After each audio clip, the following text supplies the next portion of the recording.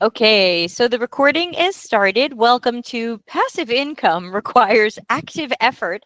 I feel like I've been talking people out of bad or not well thought out passive income ideas for at least 25 years. So when I saw this day of the conference coming together and saw a little hole in our schedule, I said, ooh, I think I want to throw something in here. So thanks to everybody for not running away from it.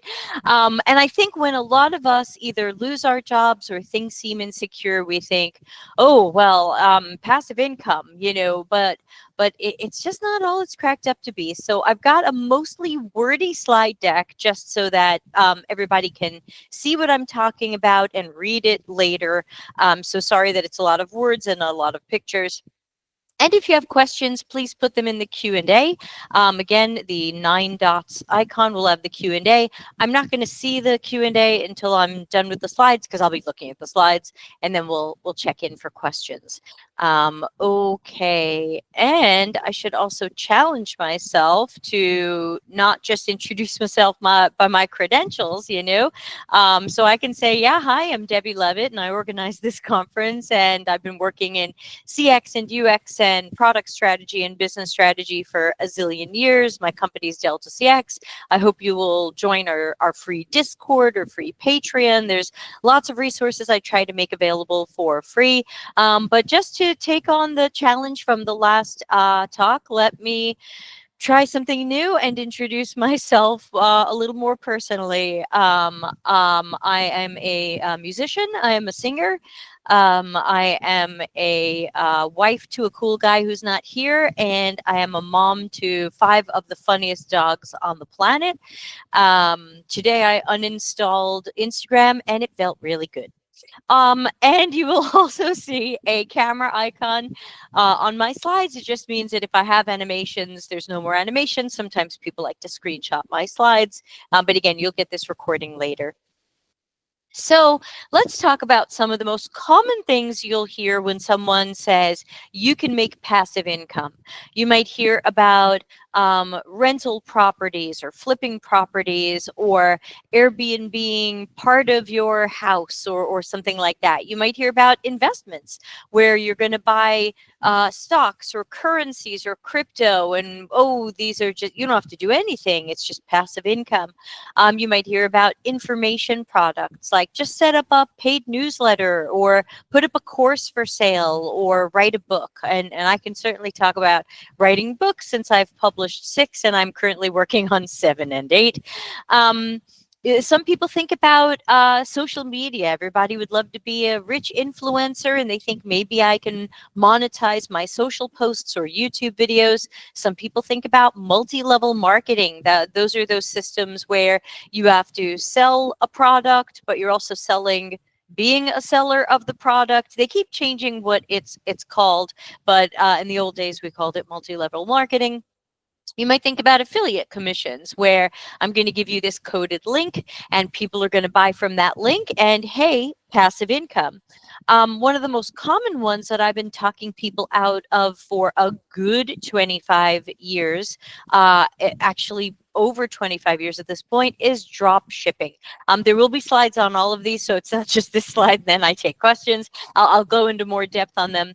And then sometimes people think, oh, either for a full-time job or a part-time job, maybe I can sell some of my creative work, like my music or art or craft. So my main point today is that these are things that you can do or try, but they are not very passive. Even though they're often called passive income, they take a lot of ongoing work and attention, and there's very little about passive income that is actually passive. Yeah, I didn't even put tariffs on my slide, but good point. I flipped back and looked. So first of all, one of the things I find people forget about when they start dreaming about some of these sources of income is you will have expenses and you're supposed to pay taxes on this stuff. So when people say, hey, I'm going to sell this thing for $10 on Etsy, don't forget that you're supposed to pay taxes on that. And you're supposed to do your taxes correctly. And depending upon where you live, You might need to collect sales tax or VAT and pay that to the proper authorities. And sometimes there is a learning curve associated with that. There's also costs of doing business. Do you need website hosting, productivity software, video editing software, or something else? Are you paying for some advertising or marketing of whatever you're selling or doing? How will anybody know that you're offering these things? So running a business, even if it's a side business or it's kind of fun, it's still a business, and it takes money, and handling money in proper ways, being organized and ready to do your taxes. I've also found that some people think that passive income is just money I didn't have before, so they don't take it seriously like a side business. But that's going to end up ignoring a lot of these important costs and elements of doing business. And I want to tell you a little story that I call "That's $1 I didn't have before." Probably 25 years ago, I was semi-famous for working with eBay sellers, and I had a fight with an eBay seller at a conference one day when she very proudly told me that she was buying things for $9 and selling them on eBay for $10. And I said, "I think you're losing money." And she got very angry with me, and she said, "No, that's $1 I didn't have yesterday." And I said, "No, you don't have that dollar, because if you actually calculate your eBay fees and anything you didn't take into account, or other costs of doing business, these probably cost you more than $1." And she was like, "No, that's $1 I didn't have yesterday." And so I just want to remind everybody that just because you have something that costs you X to buy, or the materials, and you sell it for a higher number than that, doesn't mean you really are making money, because there are other costs that are going to chip away at that profit. And remember that if whatever this business or side business has become successful, you might want to grow it and scale it. And that's going to take time and money. It's not set and forget. A growing business is going to need strategy and tactical attention and investment. So that doesn't mean it's impossible. It just means it's not passive income, it's active. So set it, but don't forget it, because even if you want to use AI in some or all of your workflow, nearly all of passive income models require ongoing work. And you also have to think about, what is the opportunity cost? And this is a common term we learn in business school. It's Googleable. I didn't invent it. And essentially, it's the time and money that we spend on something, and the opportunity we missed by not spending time and money on something else. So if we are spending time and or money on a passive income project versus investing that in maybe some other upskilling, or even investing it in a business based on a better idea. So just the concept of opportunity cost reminds us that there are many, many things that we can do with our time and money. Just because there is a potential opportunity doesn't mean it's the best opportunity right now. And a good reminder there is to create some sort of metrics or KPIs for yourself. If you invest a certain amount of time or a certain amount of money, and you're not making the money that you expected after a certain number of months of trying, allow yourself to give up, or try changing. Then you might need to give up. You don't want to get caught in the sunk cost fallacy, where you say, "Hey, look, I've been trying to make this money for all of these months, and I invested X in it. I'm just going to keep pulling the slot machine handle until it pays off." Not every business idea pays off. I have started many side businesses and closed them all, sometimes with 0 clients or 1 client. They just didn't work.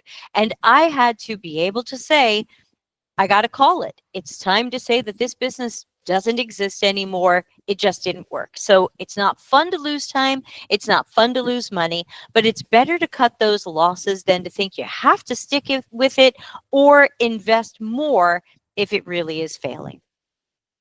So let's talk a little bit more about some of the things I brought up earlier and why they may or may not be good ideas, whether or not they're passive or active. So a lot of people hear, hey, you want to buy properties or you want to make money in real estate. We all do, but it takes money to make money. Do you have the cash to buy a property? Do you have the money to put a down payment on a property? I don't. Do you have the money to pay a mortgage on a property? Will you be able to rent it at a profit? If it needs a new roof, do you have the money? Will it still be profitable? And markets can be hard to predict. And I'll get to ugly tenants. I remember when my grandmother had to sell her house for $200,000 less than it was worth. Well, congratulations on what it was worth. The market had totally tanked. This was, I think, 2006 ish, right? Um, just because you have a property and you want to rent it or flip it doesn't mean it's going to get the money that you think. These are just not guaranteed. And let's talk about ugly tenants. It seems like being able to rent out properties is like, oh, set it and forget it. These people will live there. They'll let me know if something's broken. I've got nothing to do. You've got nothing to do if they are great, amazing, wonderful people. Taking care of a property doesn't just cost you money, it takes time. And if you have unreasonable tenants, you might find a lot of your time and money going out the window. And if you have really destructive tenants, you might find that you have to spend more time and money than maybe they even gave you in a security deposit. I have seen people evicted by the sheriff from the apartment next to mine. That was a relief, but I'm sure it cost the landlords a lot. We also need to be aware of and beware of predatory courses. A lot of them will say, hey, you can get into real estate for no money down or no credit check. Or they'll say, you can be a fractional owner in some larger real estate thing. Or we found you people who will lend to you. Hold on, there's something here, and it could be scammy. They might claim they can teach you the secrets and find you a lender, but really there's a lot of skill. Just because someone tells you a little bit about properties and maybe even finds you a lender doesn't mean that you will pick the right property in the right place that will go up in value. Sadly, not everything goes up in value. And there's a lot of skill to finding genuinely undervalued properties and being able to fix them or flip them or sell them or rent them. Like there is skill here. This isn't the way some of these courses make it sound. Airbnb being a room can bring in income, but it is far from passive. My husband was an Airbnb superhost, and wow, that person, my husband, had to spend so much time on that. This was not passive income at all, especially before I just told him to hire a cleaning person. He would go and scrub that place top to bottom, and sometimes people stayed one night, and then he would go and spend 3 hours cleaning it. Does not compute. That's $1 I didn't have yesterday. He was losing money based on the value of his time. So, also he became a de facto city host for people who would show up and panic because they didn't speak the language or they didn't know how to make a restaurant reservation. And he's a super nice guy. He loves playing host. He would help everybody out. These are unpaid hours of work that he once cooked for a guest because they came in such a high tourism season, they couldn't make a restaurant reservation. They literally had nowhere and nothing to eat. They came on motorcycles. The supermarket was 35 minutes away. He cooked them dinner. So yeah, you can pay someone to take care of these things, and or you could refuse to help people with these things, but you're trying to keep your ratings up, so you tap dance a lot. And let's also remember that being some sort of landlord in any way is a very active job. And I really learned this the hard way in 1997 when I was renting a house with my then partner. And we had the worst landlord on the planet. He was a very young guy. I think he was in his early 20s. And he thought that being a landlord was set it and forget it.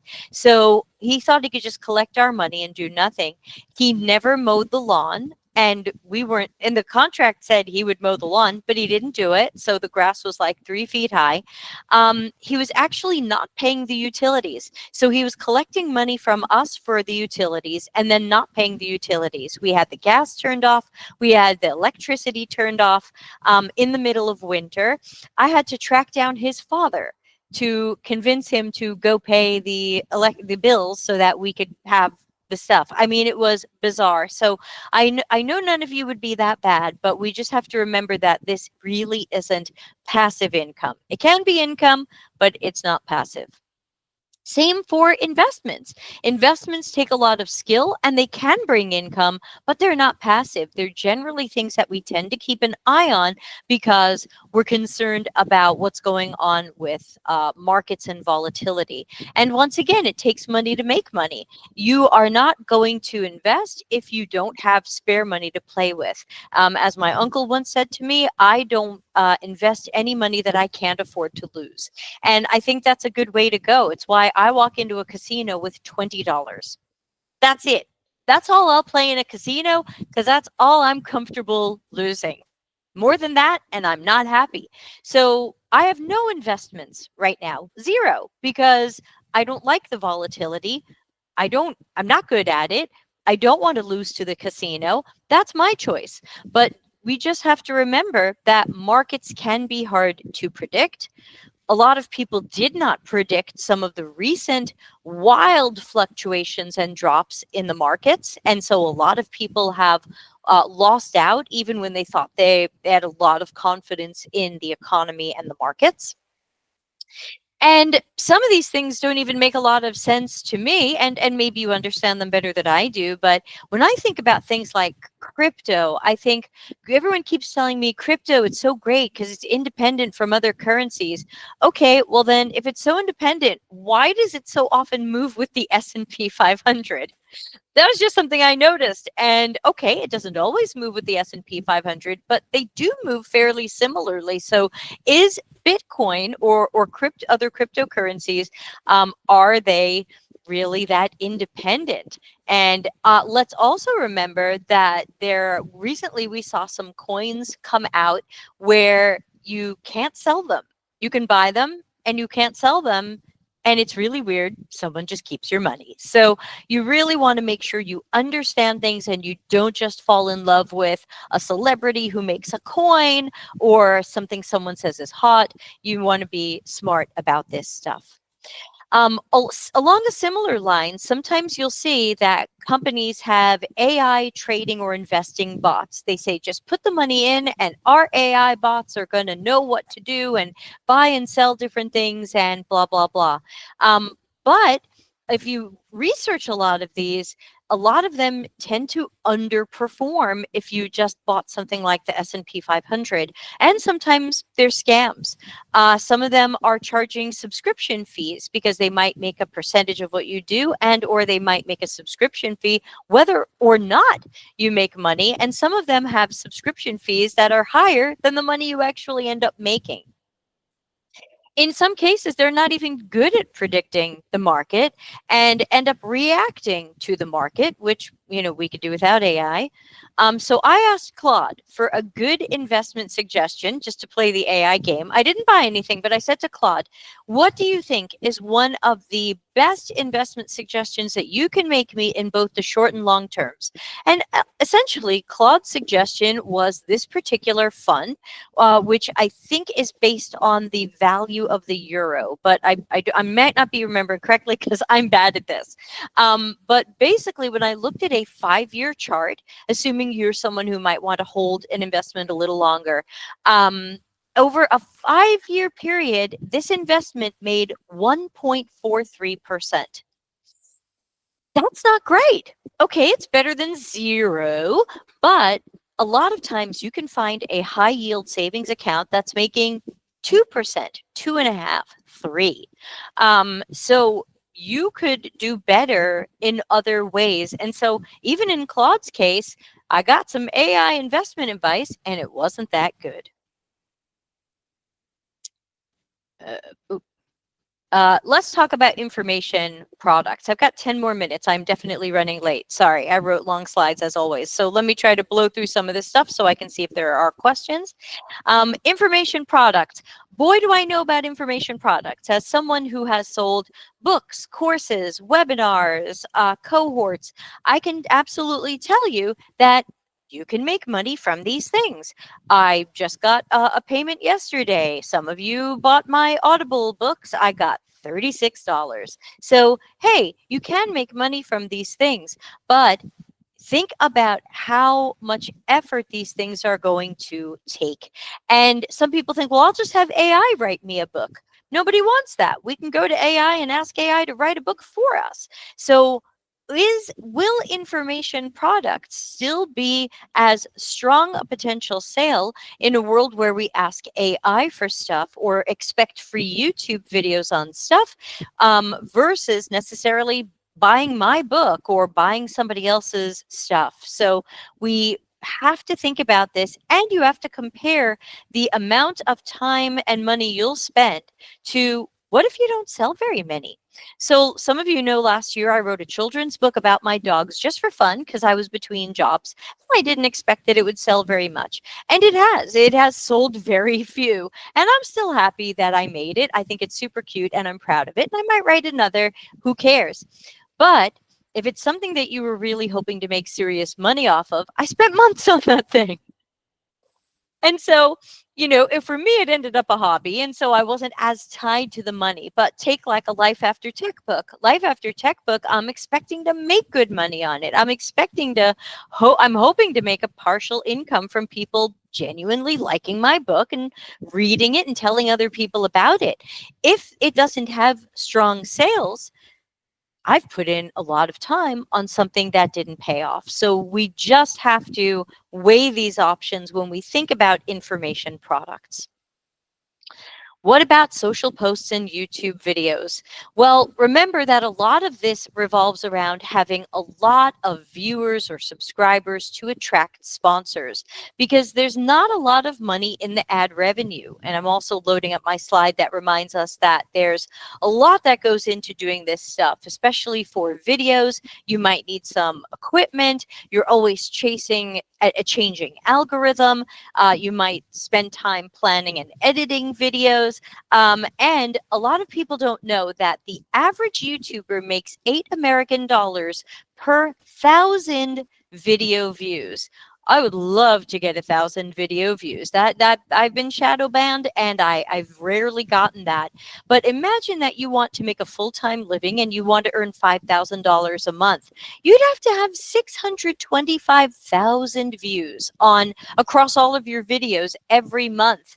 And some categories make less than the average. You'd need over 1 million. So we just have to do the math and remember that some of the social influencing and the YouTubing and stuff like that might be fun. I do it mostly because I have fun and I love helping and teaching people. I'm certainly not doing it for the money. I think YouTube sends me about $200 a quarter.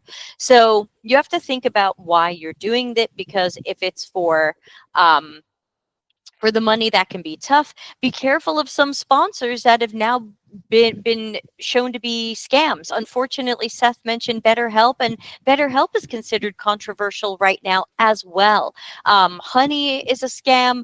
Pay to become a lord in Scotland or whatever. Invest in art. So, if you have ethics, you're going to want to really think about who is sponsoring you.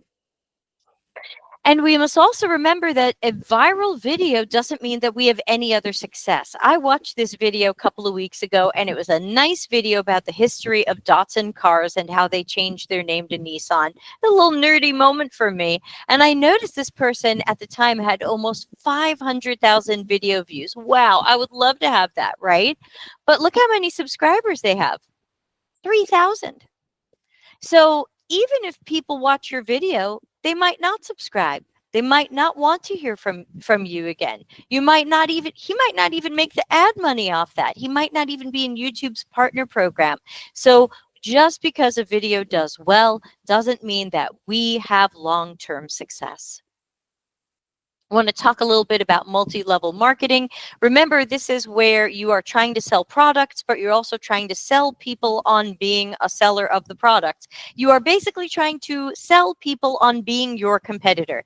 It is very funky, and in some cases, these are considered pyramid schemes. Again, all Googleable, so learn more about this. But typically, they tell you, look, this is so easy. We have a great product, and just go to your friends and family and sell it. And funny, I'm now doing life coaching, and my life coaching school said a great place to start with life coaching is tell your friends and family that you're doing life coaching, and you'll have some automatic clients.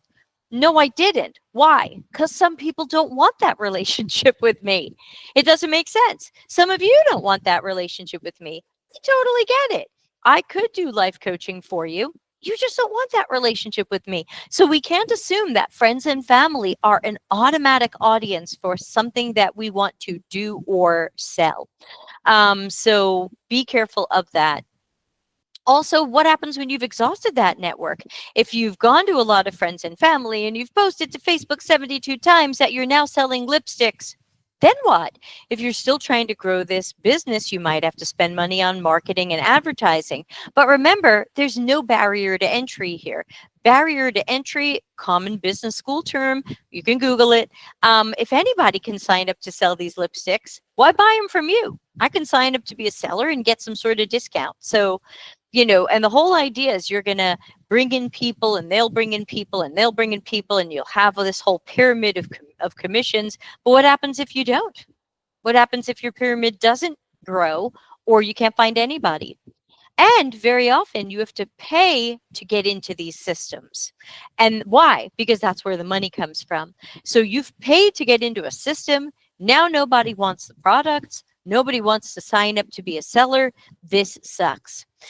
Very often, these multi-level marketing systems make more money in the startup fees that people pay to get into them than actually selling the lipsticks. So that's why these are often considered some sort of strange scheme. Affiliate commissions, very quickly. Let's load this up. Oop, load it up better.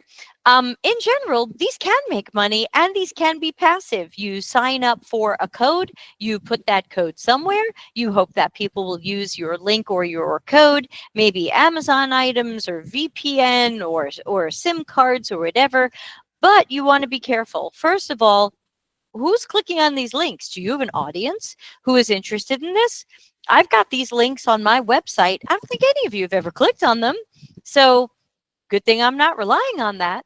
So you would have to have an audience that is likely to do that. I have done that very rarely. And there's a lot of YouTubers I love and want to support. Sometimes I join their Patreon. And sometimes a couple of times I've gone for their coded links, but maybe twice in my entire life. Like, it's not something I do a lot. So you need an audience who's going to do that. And again, check if these are scams, because you can get an affiliate code and you can make money on it, but you don't want your audience to feel sold out. But yes, this is passive income. Drop shipping. You can tell this is a very long slide, so I'm just going to load it up and hit some of the high notes on it, because you can always see this later when I put out the video. So unfortunately, drop shipping is mostly a scam. It's been problematic for decades. Typically, these are commodities that might have very low value. They don't have a lot of margin. So you're selling it for $25 and your profit is $2, $5, whatever it is. And you might lose that in marketplace fees and other costs of doing business.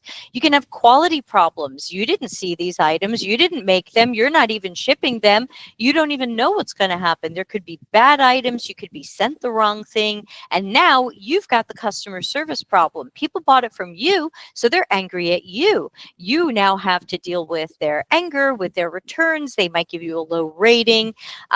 Don't forget, you have to constantly market this stuff. But mostly one of the biggest problems is Insta competition. Drop shippers are out there trying to find all the people they can to drop ship, which means they do better when they create more competitors. It's one of the reasons you can go to Amazon and see the same item, sometimes with the same brand name, from 40 sellers. Why? Because they're probably all drop shipping. They never touch the item. So we've got to be careful, because not only do you have that competition, but some people didn't know this, and it's been going on for a long time. When Amazon sees that an item does well on Amazon, they go all in. They get a factory, very often in China, but could be anywhere. They get a factory to make the item. They put an Amazon Basics name on it, and they undercut the price, and then they mark it as Amazon's choice. How do you win there? How do you win when the factory that you're buying from gets on Amazon and sells it for less than you could ever sell it for? So unfortunately, this is just not a way to go. And finally, creative works. Again, creative works could bring you money. People might buy your music or your art, or you could make stock photos or whatever. But unfortunately, with a lot of stock stuff and AI generated stuff, this is not as strong a market as it used to be. People used to make really excellent money with stock photos and stock illustrations, sometimes even stock music, or music that isn't stock. But unfortunately, you could end up putting a lot of time and effort into creating something that you feel is artistic and has artistic value, and people see it as a commodity. They compare it to an item they can get on Amazon very cheap.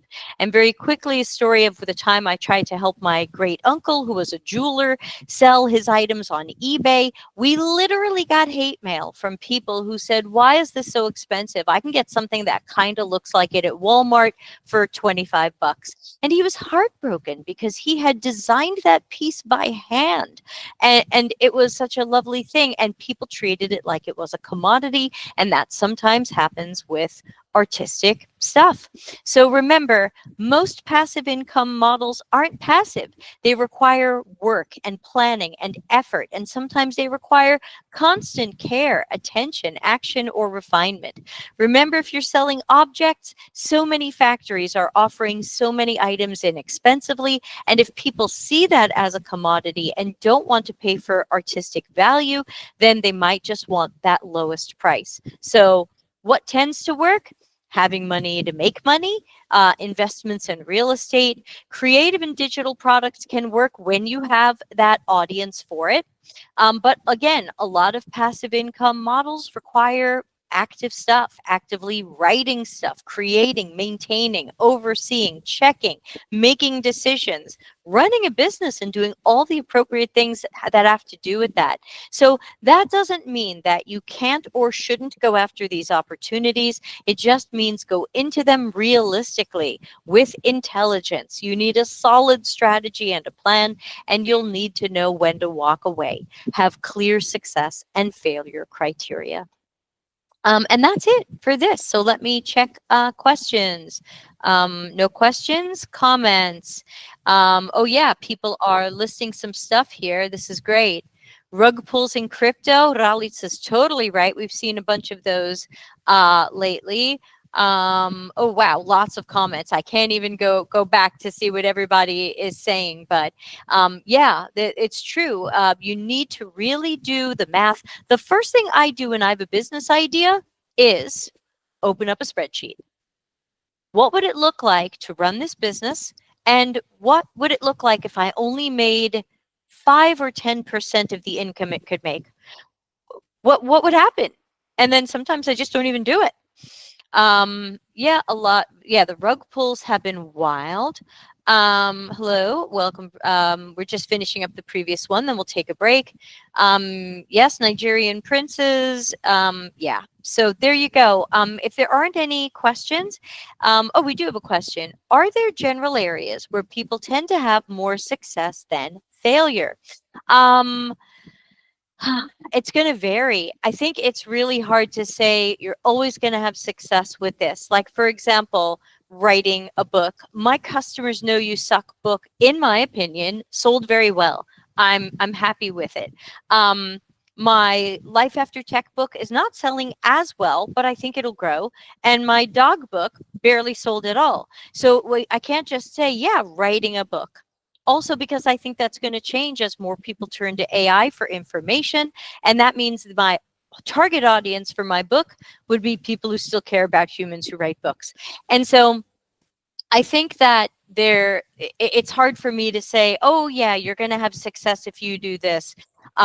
It's the world is changing too fast. I would love to say that, we used to say like, oh, smart investments, good long-term investments, 20-year funds, retirement accounts. Even those are tanking right now. So even things that we used to think were sure bets are not sure bets anymore. And that's why I just want to encourage everybody to keep that critical thinking hat on and make sure you research stuff before jumping in. And if you do jump into something, just jump in with money that it's okay if you lose. For example, I went to voice acting school in 2016. It was about $3,000. And I had a conversation with myself and I said, if I never get a single paying job in voice acting, do I want to do this? And will I be glad I did this? And I did not make money from voice acting, but even looking back on it 9 years later, I'm glad I did it. It was a great experience. And I think it's helped me with some of this. Hey, Thomas, I'm just taking some questions from my from the thing I'm just ending, and then we'll have a short break and we'll get you cooking. So I don't think there's any sure bets, but you've got to make your spreadsheet and run some numbers and ask yourself, if this didn't go well, when would I get out? And if this didn't go well, how would I get out? And have that escape plan, because not every investment or new business idea, unfortunately, will pay off. All right, I've overtalked my talking. I'm going to stop the recording so we can get ready for our break and then our next speaker. Thanks again, everybody.